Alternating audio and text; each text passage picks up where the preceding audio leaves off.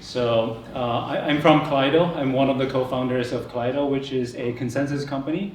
And we focus on making enterprise adoption of blockchain really easy.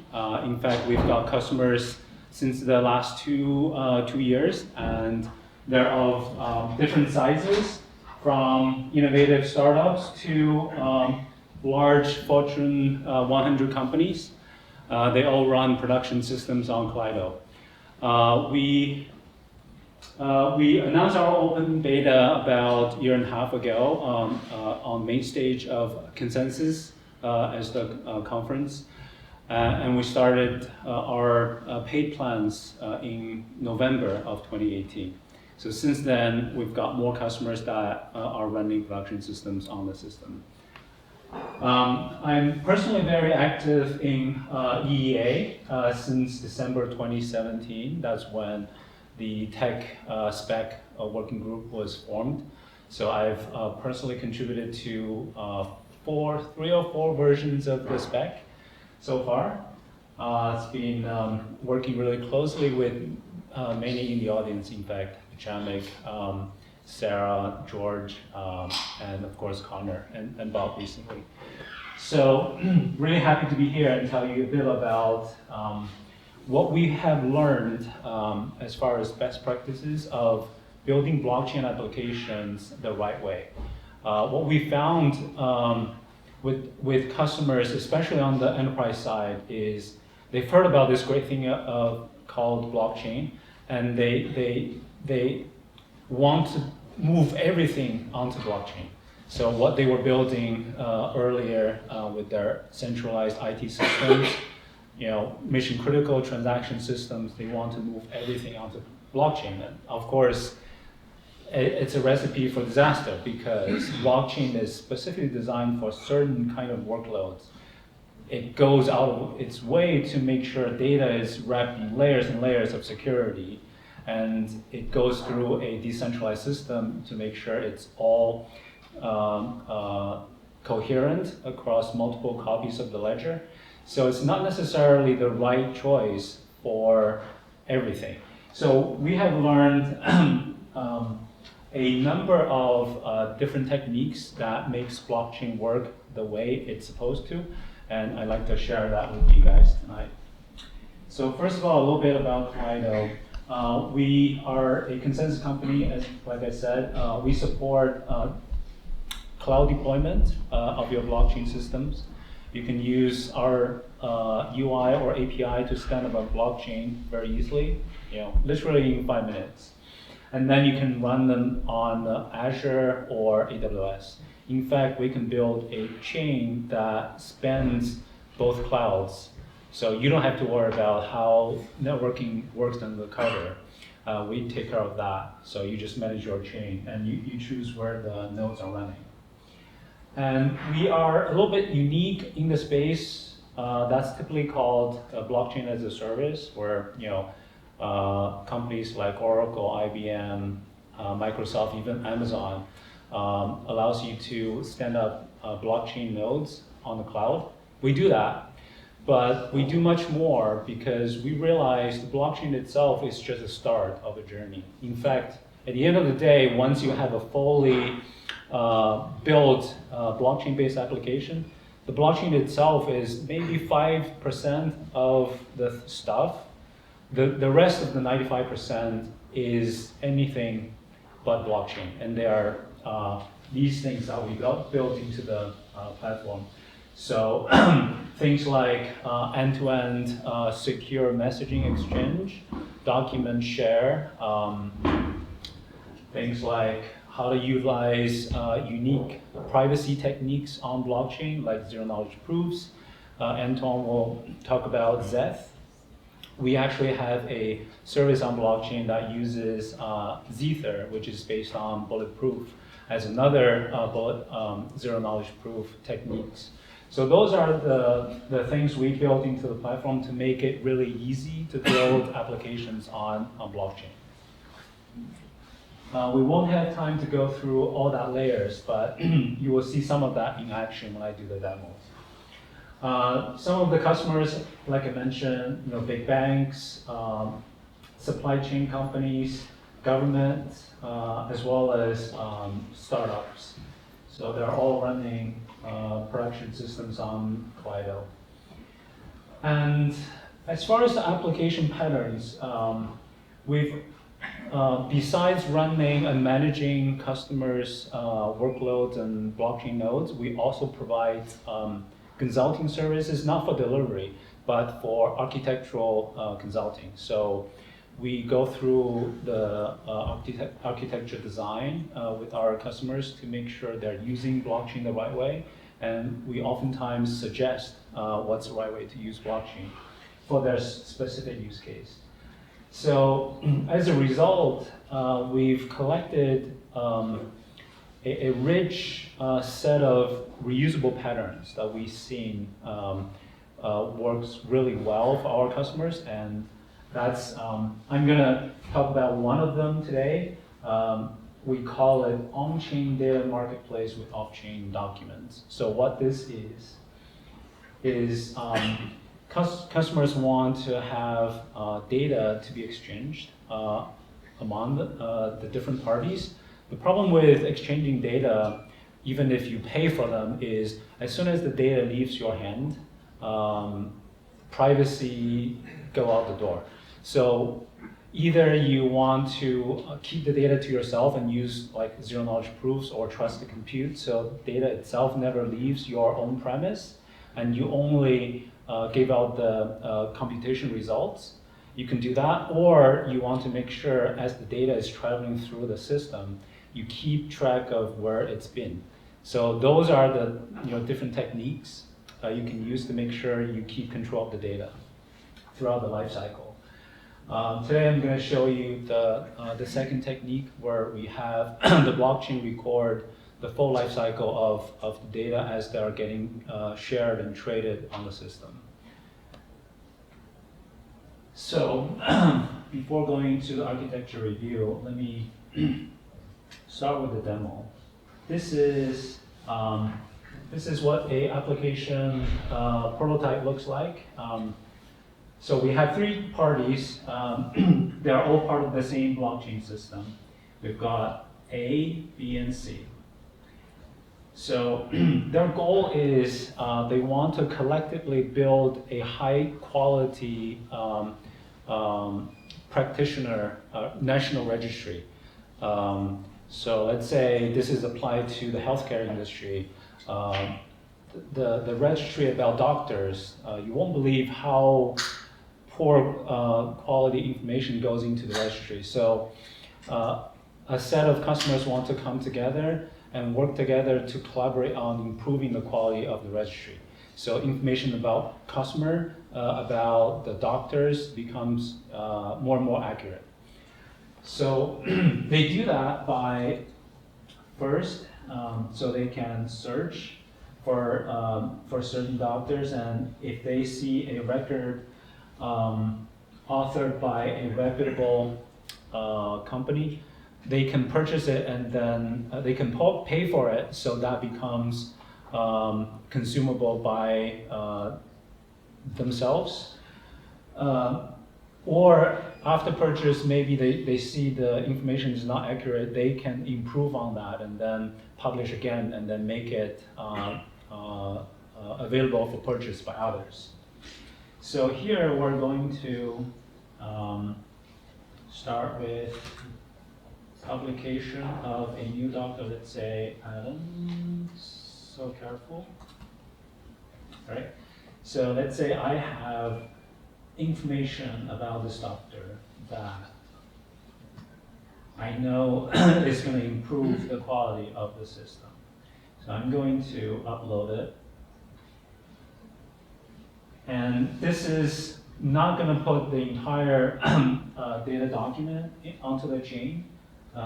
As you can see, the data itself is pretty rich, describing all the information about the doctor. But I don't want to put this on the chain because then that's available to everybody. Instead, I'll just put very minimal information about this doctor, the name and the registry ID, so that others can look it up and then they can decide if they want to purchase it or not. So at this point, I'm going to go to a second party that have heard about this doctor and wants to see who has a published data about this doctor. So this party is going to search by the name, and then, okay, so there is a hit. Someone just published some information about this doctor. I have no idea what the data looks like because I haven't purchased it yet. So I don't have access to the full information.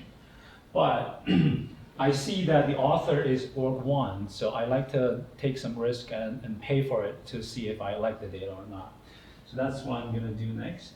And you see in the corner we have this token. So the pattern integrates ERC20 as a payment, and that's called by the master contract that does the trading of the data. So only after the payment has been successful will the purchase be complete. So under the cover, 2 transactions is happening, the payment and the trade of the data. So now I successfully purchased it, and I can download it. And then I can open up the file and look at it. It's really good. And I can rate it as 5. So this is another transaction that goes on the chain. Again, if you think about it, the kind of information that goes on the chain is metadata and the hash and the rating. So it's all meta information about the data. It's not the data itself. So that's one of the patterns where we keep recommending to our customers to use blockchain to capture either hashes as commitments. So you can change the information and you can use it to prove your originality so that you can show that you're the original author of this data by using the hash and pointing that to the blockchain. This is the point that you're glad you're at this meetup and not at the CoinGeek conference in London earlier this week, where one of their main demos was pushing healthcare data directly onto the blockchain. Good luck with regulation compliance. Uploading full videos. Yes. Okay, so what's happening under the cover as we're showing this is we have this demo blockchain. You saw that there are 3 parties, org A, B, and C. Each of them own a node on the blockchain.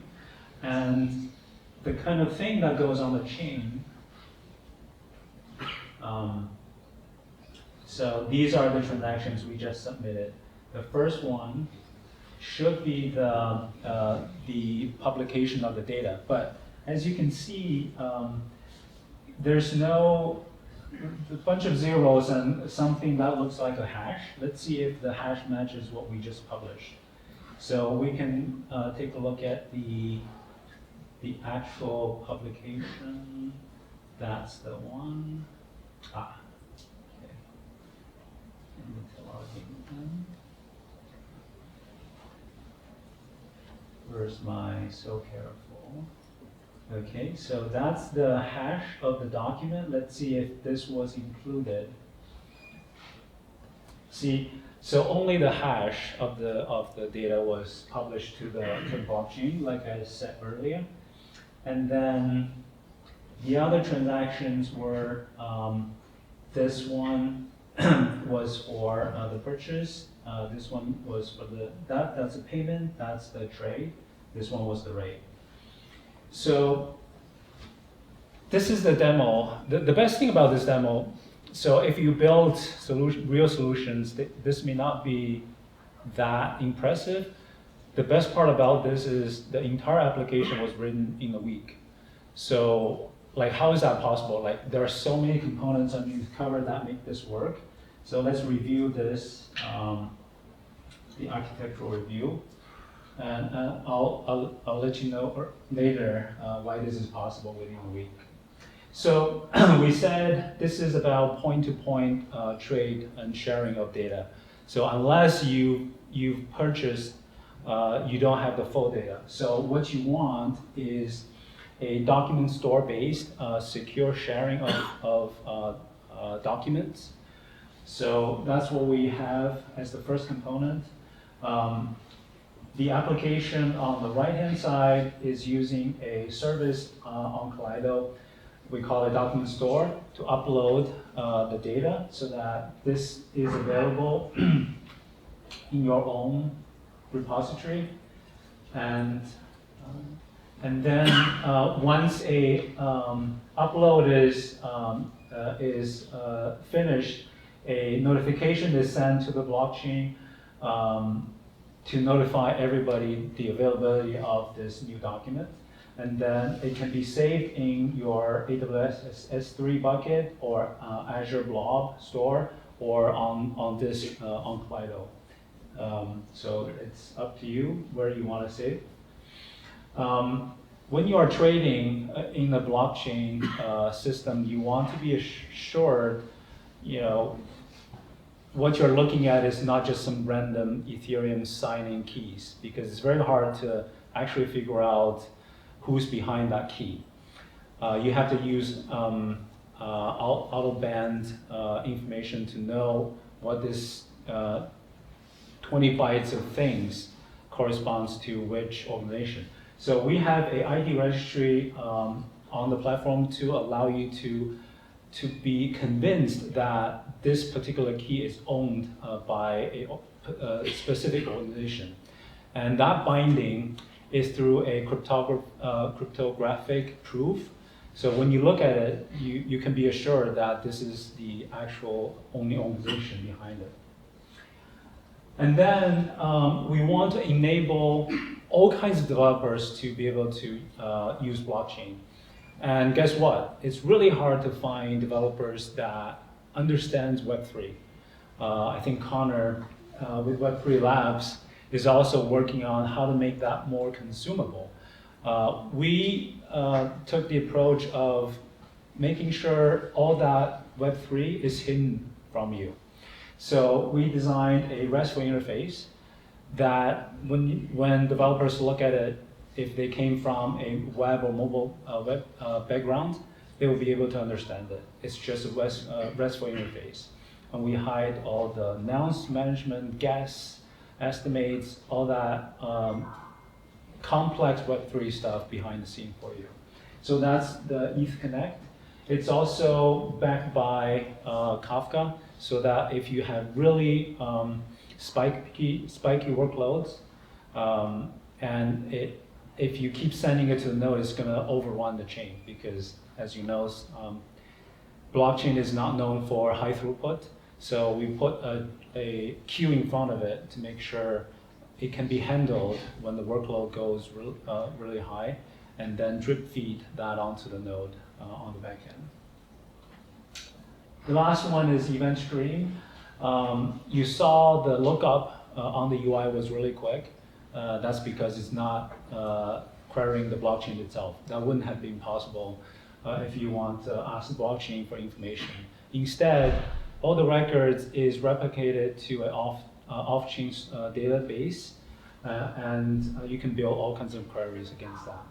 And that is made possible by hooking up a database to an event stream. So when a transaction goes through, an event is published, that notifies the database to replicate the relevant data. And that's where the database lives. So again, that's just the view for one organization. Within the blockchain, you've got these collaborative architecture going on. So you have document stores and registries on either side, so you can do this across different parties.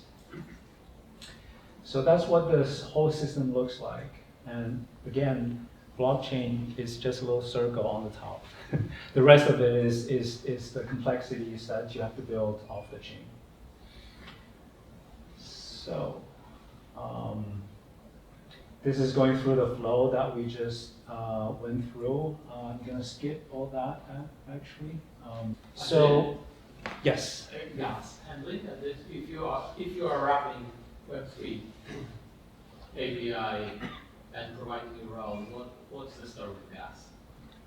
For gas handling, we try to ask the chain for every transactions. Sometimes the chain doesn't really want to tell you, and then we allow the user to take educated guess for default.